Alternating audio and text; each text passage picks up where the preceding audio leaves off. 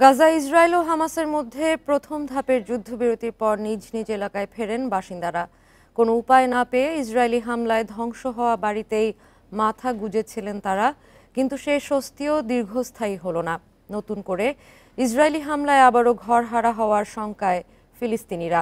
জাতিসংঘের হিসেবে সম্প্রতি বাস্তুচ্যুত হয়েছে 1,20,000 মানুষ। এই ঈদে জামা জুতো অ্যাক্সেসরিজের ডিসকাউন্ট।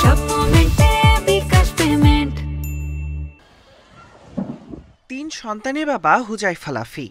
ইসরায়েল ও হামাসের মধ্যে প্রথম ধাপের যুদ্ধবিরতির পর জানুয়ারি শেষে নিজ বাড়ি রাফায় ফেরেন তিনি। বাধ্য হয়ে থাকছেন ইসরায়েলি হামলায় ধ্বংস হওয়া বাড়িটিতেই। 18 মার্চ গাজায় নতুন করে হামলা শুরু করে ইসরায়েল। মানবিক সহায়তা প্রবেশে অবরোধের কারণে ক্ষুধা যন্ত্রণার পাশাপাশি এবার নতুন আতঙ্ক হয়ে দাঁড়িয়েছে আইডিএফের বর্বর হামলা। যখন দখলদাররা যুদ্ধবিরতির সমাপ্তি ও আবারও যুদ্ধ শুরুর ঘোষণা দেয়, তা ছিল দুঃস্বপ্নের মতো। যুদ্ধ সেনাবাহিনীর মধ্যে হওয়ার কথা, কিন্তু গাজায় যেভাবে বেসামরিক নাগরিকদের মারা হচ্ছে তা স্বাভাবিক নয়। এটি দুর্ভিক্ষের যুদ্ধ, মৃত্যুর যুদ্ধ, ধ্বংসের যুদ্ধ।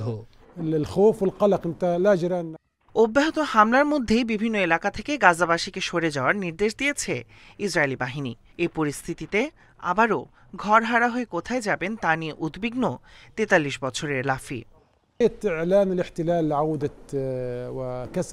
ইসরায়েলের হামলার আতঙ্কে দিন কাটছে আমাদের।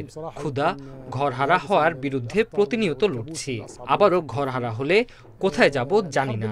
স্ত্রী, সন্তান আর মাকে নিয়ে তাঁবুতে থাকা সহজ নয়। এই পরিস্থিতিতে পরিবারকে কিভাবে সুরক্ষা দেব জানি না।